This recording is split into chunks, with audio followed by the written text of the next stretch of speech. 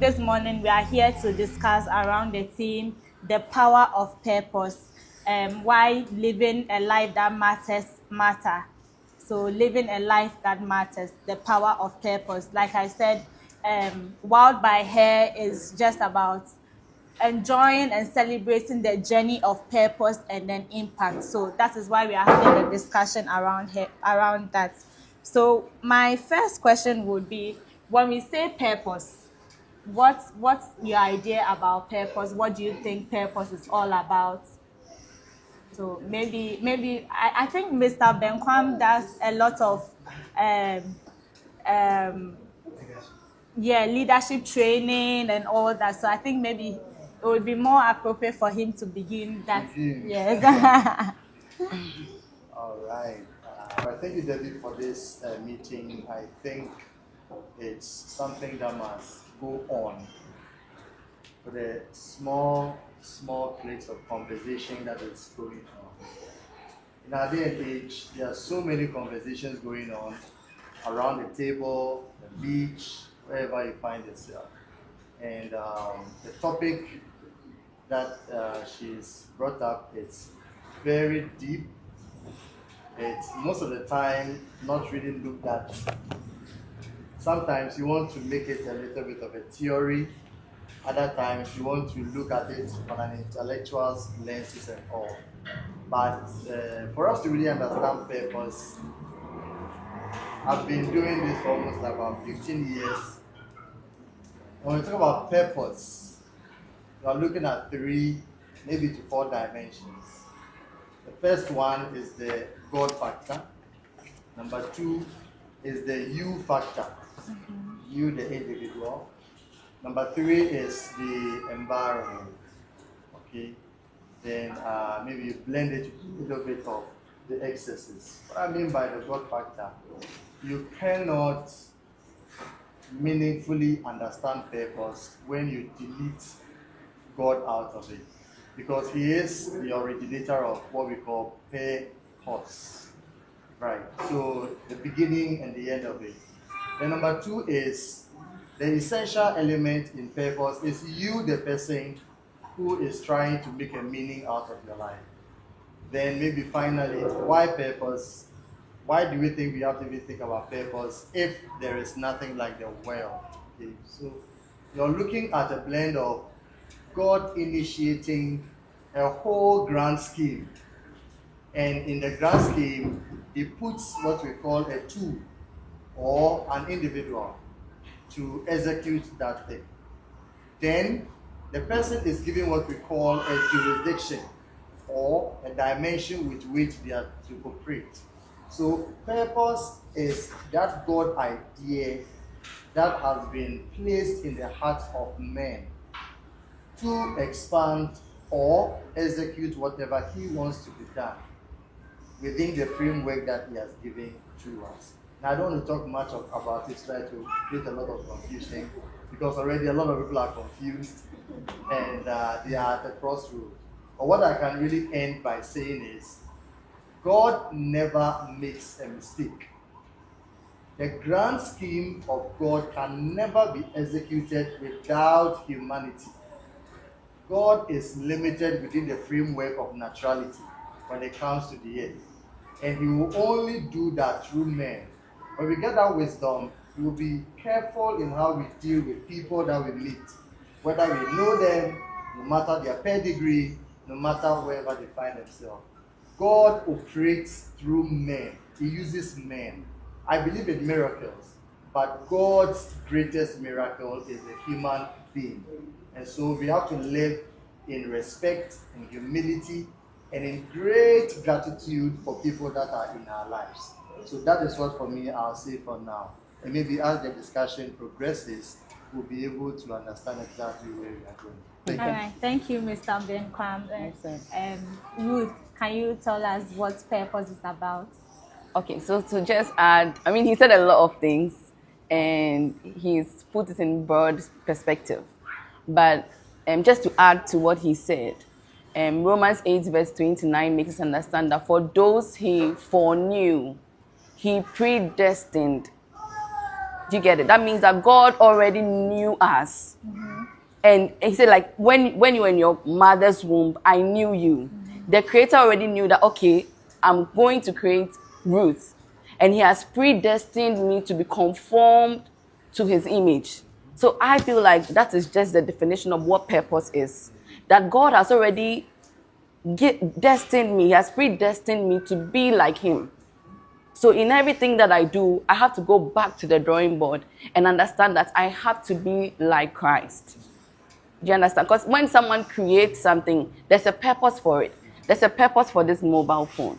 There's a purpose for this water. That's the same way there's purpose for you and there's purpose for me. And then the truth of the matter is that in broad perspective, we actually all do have one purpose. We are going the same way because the whole point is being like Christ and then conforming to his image and then getting people to also become like Christ. So I feel like let nobody confuse you about who you are and what you are here to do on earth. When we're in school, I mean, like growing up as a Christian, we made, like you said, purpose look more theoretical. So, and then look like something that we know, but it's not in practice. But then now, growing up, I've come to understand that there's just one purpose. When I go to work, there's just one purpose. In being a wife, it's just one purpose. What is it? We want to go to heaven. We want to be like Christ. We want to experience heaven on earth. And we are the heaven. So the whole point is, let's just do what we have to do to become like Christ. Okay. When you're caught up in any circumstance in your life, ask yourself, will Jesus do what I'm doing? I mean, it looks so spiritual, but then it is the truth. It is the truth. You can't go away from God and still think you're achieving your purpose. Else you've lost the reason why the manufacturer created you. Okay. So it's not really about, I want to become the president of Ghana. It's not really about, I want to become the richest person in the world. Wherever you are placed in life, the whole point is being like Christ, conforming to his image. And then we all go to heaven. That's all. All right. Thank you. Thank you so much, Ruth. I think from what Ruth has mentioned and what Mr. Kwam has mentioned, the whole thing about purpose, you can't take God out of it. So Elizabeth, why does purpose matter in the first place? Why does it really matter? Why do we have this whole buzzword purpose and people are talking about it? People are writing books about it. People are just preaching about it. Why does it really matter? I think before we all came here, there was that's one goal. It was not just to gather here and just eat or whatever it is. It was because you made us aware of the fact that there was something we were going to do. Okay. Hence, we had to gather here. And so, just to add to what Mr. Kwam and Sister Ruth has said, I want to actually level on intentionality. Okay. You can't say that you are going to be like Christ, and then today you pick your Bible, you read, and then tomorrow, when you're meeting to me, I'm on my you can't do that. There should be some sort of intentionality. And with that, he is giving us rules. You know that you have to read the word of God. You have to do certain things that you know that this is Christ-like. And so if you're not doing them, how do you end up being like Christ? You understand? And so to fulfill purpose or to make purpose matter, there should be that level of intentionality. There should be something that drives you. There should be something that motivates you to do this thing. You've set out goal. Just like before you started this thing, when you spoke, you said you had it in your mind. There was a lot of things you had planned out. But then because you knew this was what you wanted to do, the intentionality is what we are seeing. Okay. And so there should be that level of intentionality. Like there should be something that you know that if I don't do this thing today, it has become a part of my life, an extracurricular activity. And so if I don't do it, maybe it will make the intentionality has to be there. Okay. That will make your purpose matter.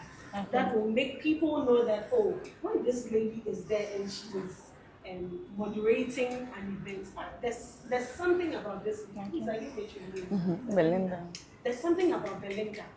When Belinda is in the room, you know she commands the room. Okay. You know this thing about Belinda. And so, if there's no intentionality with what she is doing, how does she end up letting everybody know that this is my purpose, this is why I am here, Okay. and so this is what I have to do? Okay. And so I am just kind of, leveling on intentionality, Okay.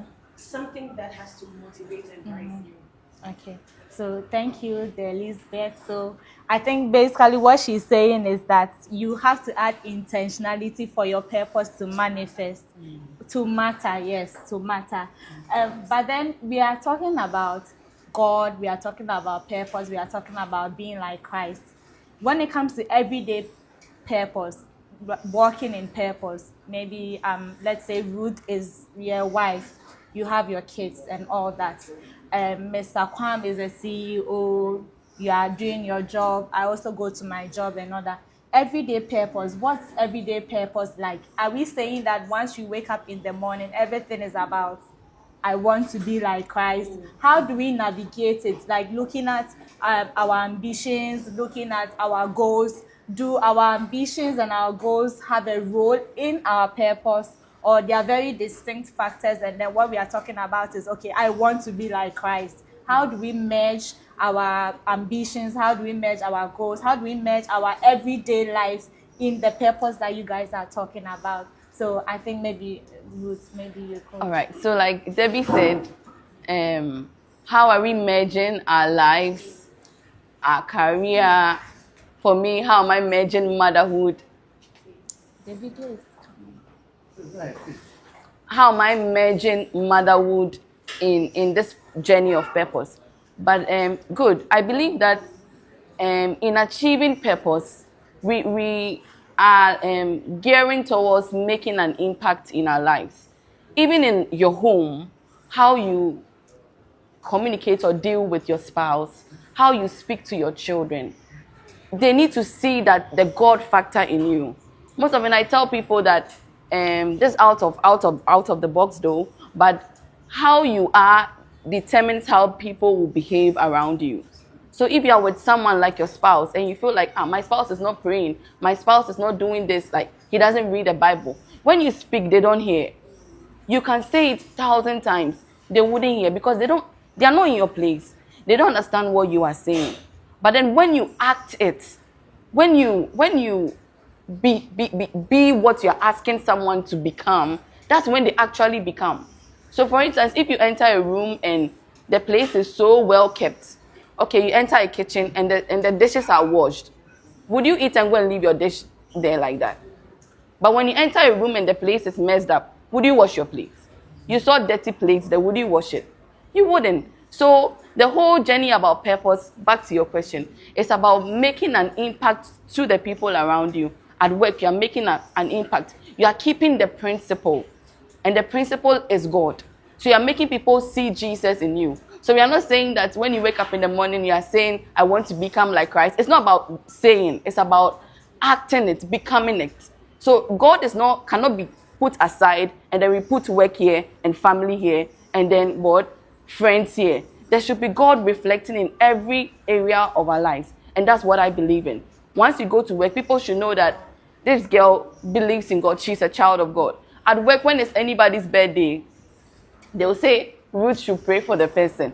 And then I'll give a very long prayer. And then people will go like, and they say I am eloquent, not because they think I can like sell, because I sell houses. They say I'm eloquent because they say I pray well. And that's the reason why I'm being given some graces that I have. And then I sat down, I sat back and I'm like, how? Like, I felt like you guys should praise me for being able to sell, praise me for being able to do what I'm here to do. But it's outside of it. It's just because I pray for people and they hear what I'm saying about God. They feel like, oh, Ruth is good. Why? Because she prays well. She prays well. And it's getting me the benefit that I want. So serving God must reflect in every area of our lives. I feel like that's our purpose. My purpose is not to make money. I want to make a lot of money, actually. But I want people to know me, that I have worked with God. I want people to know me and know the God factor in me. I want to leave an impact in people's lives. So I called my friend one time and I asked her, so if God gives you $1 million, what would you use the money for? And then she was like, I'll go and buy a house.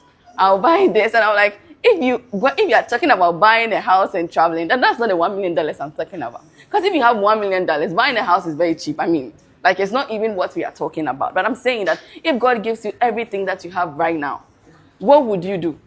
What impact will you make? Then you see that really life is not about material stuff. I deal with people who are very rich. They can afford every house they want. They can do anything they want to. They can travel to any country they want to. But then, is that all that is about you? All that is about you is that you live in a good house or you have money at the bank. Is that all that it is? Then your life is not really interesting at all.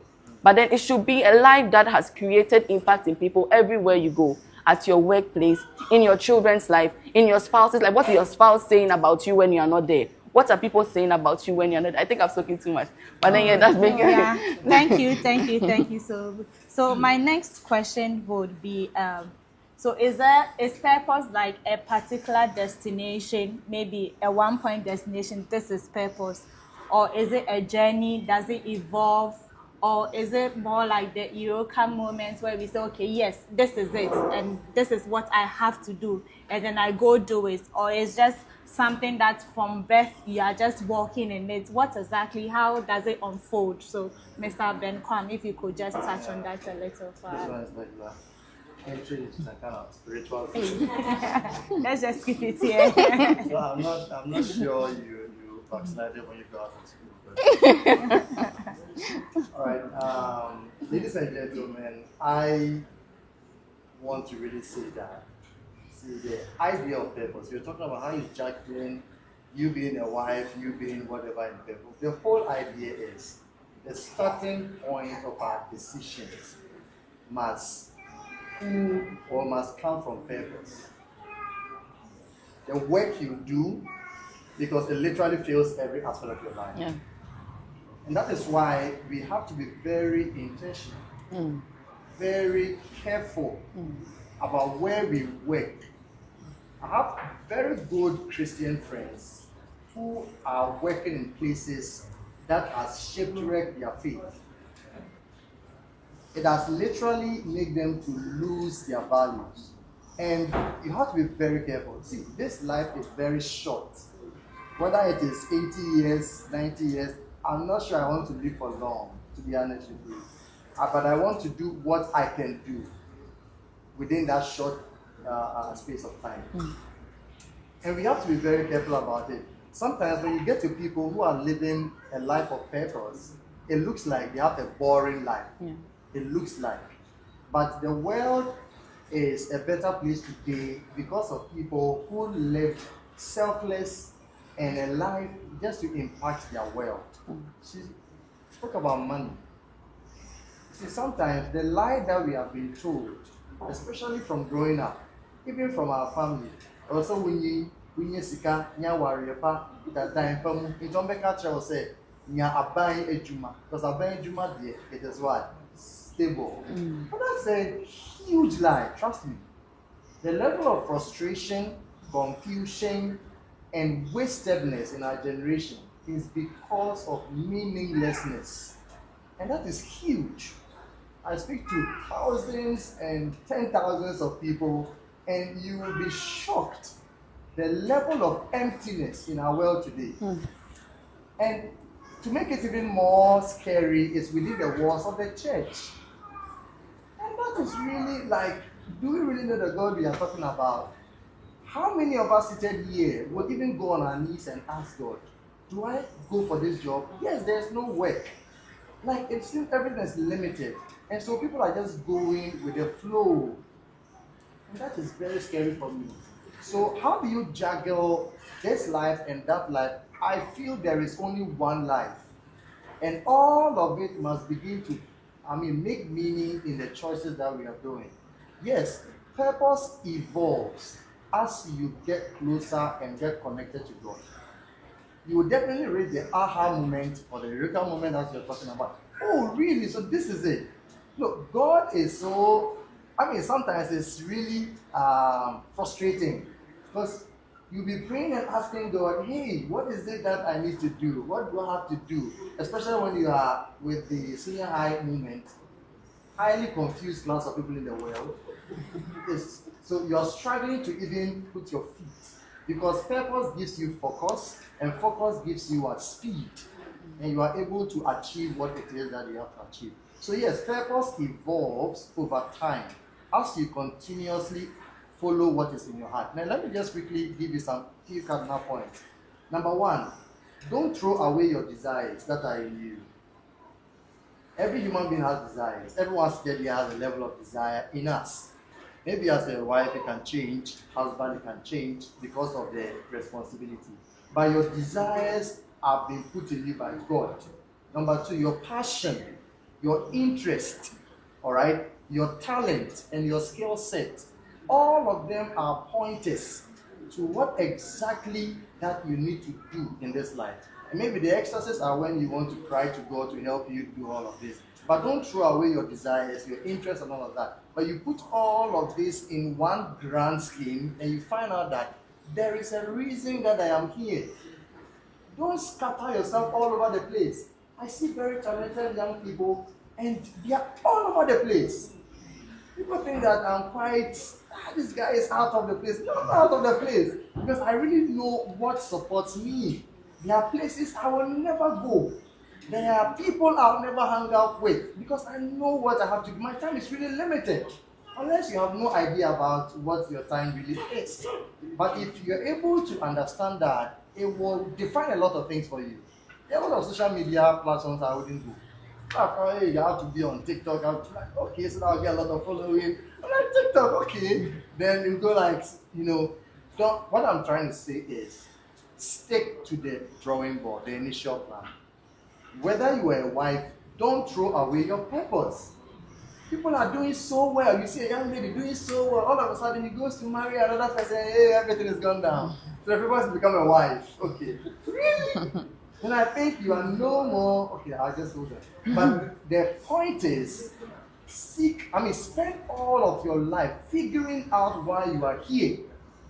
If that is what you need to do, because in our generation, things gives us value than we giving things value. You see how they turned the whole world upside down? So now, where people work gives them value. That is really scary. Yeah. And you meet them. Oh my goodness, I go out of Ghana.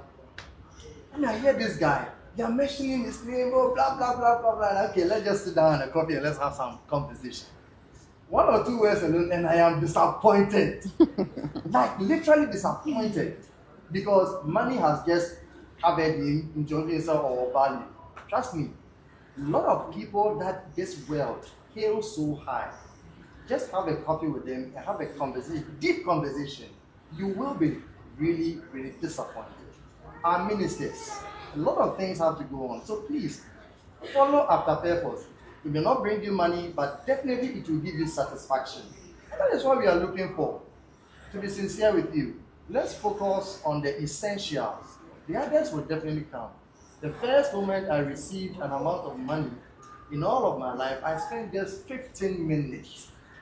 Just 15 minutes. When I got home, I was like, hey, I can't be doing 9 to 5 and I have to wait till the end of the month. Whereas when I follow my purpose and I sharpen my skill, just 15 minutes is giving me almost about 6 months' salary. What am I doing? So, purpose. Please focus on it. And sometimes the way the world has become, as she was saying, it's like everyone is moving after money. And it is true because it's when this guy who's so here. See, we're here. Debbie was screaming, hey, I need money, I need money. Yes. And because of money, we are even seated here. But trust me, focus on the essential. So as you begin to follow purpose, the grand scheme of things begin to what? Open up for you. And that is how my life has been. It has, every now and then, it is being shaping and it is opening up even in a grander style. So yes, it evolves, it will become clearer, and that's how God really works. Because if He gives you the whole picture, you are going to really relax. But when you don't know, and you are having that kind of, hey, you make a seal, you sleep You have dreams that you are receiving a lot of money, you are receiving a lot of accolades. Don't you get a lot of passion? Yes. When you get so much excited, but all of a sudden you tell you tomorrow, I'm getting this. There's no interest in about it. So yeah, I'll keep it here, but please focus on the essential, which is purpose. I don't know for me, but distraction is away kakra. Yeah. But all right, I'll leave I it think there. we'll get to a point where we talk about the distractions. So thank you so much, Mr. Kwam. So the Elizabeth, can you just share with us, like, was there any aha moment for you in particular that you felt, okay, this is what God wants me to do, or this is why I'm here on earth? This is what I have to do as a person living on earth. Was there any moment for you, and what exactly? Can you share the story around that for us? Okay, so before I do that, Mr. Kwam managed to give us some pointers. And Auntie Ruth has also delved deep into it. But from the onset, if you don't discover yourself, there's no way. So self-discovery. You're Self-discovery. bringing self-discovery in. If you don't discover yourself and what you want to do, there is no way that you will be able to fulfill purpose. I don't think Kabute just woke up one day and just said, oh, bring your dissertations to me, I'll make it happen.